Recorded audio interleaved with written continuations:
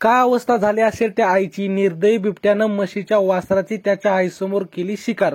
Video पाहून डोळ्यात येईल पाणी. बिबट्याने म्हशीच्या वासराची केली शिकार. डोळ्यात पाणी आणणारा हा व्हायरल व्हिडिओ सर्व नक्की पहा. व्हायरल होत असलेल्या या व्हिडिओमध्ये असे दिसून येते की एक म्हैस आणि तिचे रेडकू जंगलात आनंदाने गवत चरत आहेत.